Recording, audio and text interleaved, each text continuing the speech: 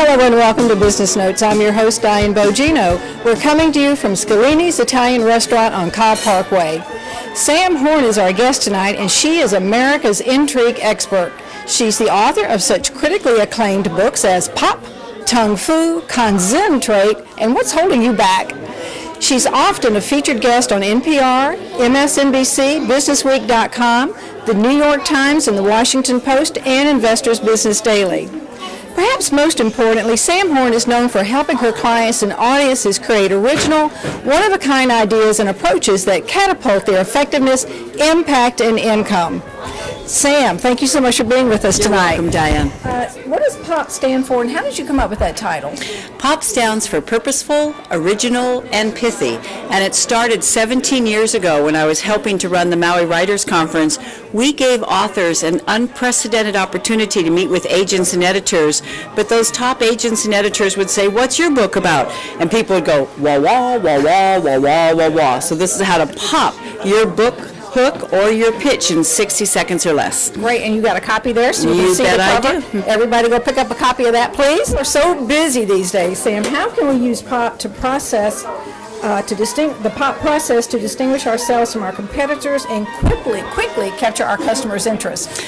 George Washington Carver said, when you can do a common thing in an uncommon way, you will command the attention of the world. So our goal is to pop people up from their blackberries by pleasantly surprising them and being original. For example, if you were going to write a book on dealing with difficult people, call it Tung Fu. That's going to help that book pop off the shelf. If you're going to write about a book about dogs, call it You Had Me at Wolf. That's going to help that book pop off the shelf. So the question is, anytime you want to get people's attention, watch their eyebrows. Because if their eyebrows knit or furrow when you tell them about your business or you tell them what you do, they don't get it. And if they don't get it, you don't get it. You want those eyebrows to go up, you want those eyes to pop, now you got your idea in their mental door. Why do people always love the newest, next best thing? That's what you call the eureka moment. And that's one way we can, and what's one way that we can be first to the market with our offerings so that we stand out from the crowd and get noticed from everybody else? You know, people are BB, they're busy and they're bored. They've been there, they've heard that, and so they're yearning for something fresh. Please introduce something I haven't seen before. So you want a 60-second example of a great example about how you can pop something out by being new or first of its kind? Yeah. Okay. Have you been to Hawaii recently by any chance? Not recently, no. You know, the scuba industry was tanking. Bad joke. Why? Because there's so many barriers to entry. And now all those people watching, if your business has a lot of barriers to entry, you may be on your way to bankruptcy. See, so what we do is we ask ourselves, why does it have to be that way? What's a different way? Came up with a new thing. Wait a minute, let's leave the oxygen tanks on the boat. Let's run a long hose to people they can hold in their mouth, kind of like a snorkel. Now you can be 8 years old. You don't have to be certified. You don't have to go down 80 feet. You can go down 8 feet and swim with a huma, nuku, nuku, appas. Now you know what you call it? What? If you got a new idea, it deserves a new name that pops it out of its pack. That's called, it's half snorkel, it's half scuba, it's snooba. Snooba. Da-da-da-da, multi-million-dollar industry. That's the way you pop out of your pack. Wow, interesting. Now, I understand that you work as a consultant and you help entrepreneurs as well as organizations to communicate how they're special. Now, how does that work? Well, I'll give you a quick example. I do a lot of consulting with people who want to give presentations or who want to write books or pop out their business so it's one of a kind instead of one of many. I had a client who came to me. The good news is he had been asked to speak at a Harvard medical conference. The bad news, he was the last speaker on the last day. Now, we know that people's eyes are going to be glazed over at that point, so we had to pop him out of the pack. So I kept asking him for some way that he was one of a kind. I said, do you have any hobbies? He says, Sam, I travel all the time. I'm so busy, no hobbies. I say, do you and your wife do anything for fun? He says, we watch a little TV once in a while. I said, well, like what show? And he said, Law and Order. Boom! I knew what the title was. He was a specialist in Six Sigma that helps hospitals identify the problems in the hospital and then set up systems that fix them. So Law and Order became flaw and order. Dun dun.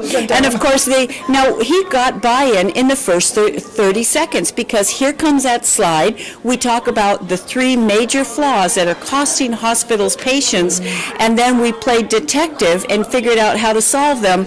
He got a standing ovation at the end of a Harvard Medical Conference. Best of all, most of the people in the audience came up and gave him their card and said, please talk to me afterwards. We'd like to work with you. One way to break out instead of blend in is to do the opposite instead of the obvious. Tell me about that. Well, I call this the enterprise effect. For example, when Enterprise wanted to enter the very competitive multi-billion-dollar market, it was owned by Hertz and by Avis. How can you go into a market that's dominated by the big boys? Well, you ask yourself 2 questions. You ask yourself, what do people want that no one else is offering? Well, what people wanted that none of the other guys were offering was pick-up and drop-off service. So see, they were the first to offer that, and when you're first to market, you own that market. Now, the second question was, what are they all doing? Don't do the obvious, do the opposite. Where were all the car rental agencies located? At the airports. So they went in neighborhoods. Now you want to know the happy ending to that story? Guess who is number 1 in the multi-billion-dollar rental car agency market? Enterprise? Could be. It demonstrates the importance of having a name, a title, and a tagline that people can repeat and remember. Now, what is that and why is that so important? You know, I had an opportunity to work at the Regency Racket Club, and Art Buchwald was actually a member in one of our chair-umps, and he once said, I learned at an early age that when I made people laugh, they liked me. He said, this is a lesson I never forgot. So see, I'm talking to all of our people out there, is that in your marketing, are you making people laugh? Because if you're making them laugh, they'll like you, and that's one of our goals in business. So a quick example of that, using a pop technique called the half and half technique. And in my book, Pop, we have 25 different techniques that people can use to pop their priority. And this half and half technique, if you were going to open up a restaurant that was half Chinese and half Italian, what might you call it? Chow mein, C-I-A-O-M-E-I-N.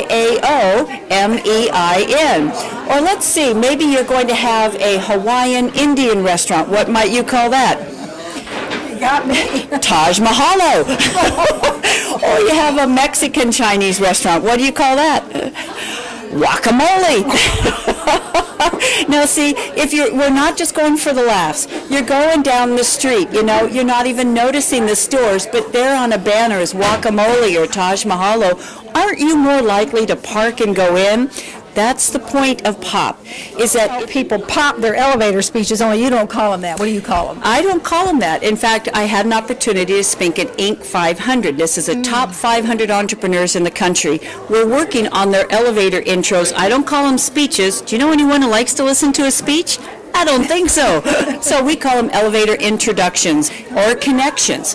Now, Colleen, Entrepreneur of the Year for Oklahoma. I said, Colleen, what do you do? She said, wah, wah, wah, wah, wah, wah, wah, wah. Diane, at the end of 2 minutes, no one in the room knew what she did. Now, what are the consequences? People are going to walk out there, not going to talk to her. They don't have a hook on which to hang a conversation. Because if people don't know or understand what we do, they don't know what to talk about. So I said, what do you do in the real world that we can see, smell, taste, or touch? She said, she said, no, I run the facilities that offer MRIs and CAT scans. I said, now don't tell people what you do. Ask a question. Have you, a friend or a family member, ever had an MRI or a CAT scan? They're going to give you RI, relevant information. They're going to say, oh yeah, my daughter hurt her knee playing soccer. She had an MRI. Now relate what you do to what they just said. Oh, I run the medical facilities that offer MRIs like the one your daughter had. Oh, look what's happening. Oh, and oh is a lot better than Being with us tonight, Sam. We really appreciate your time and expertise. You're welcome. And now we've been talking to Sam Horn, the intrigue expert. I'm Diane Bogino. Thank you for joining us on Business Notes. Our objective is to bring you information you can bank on.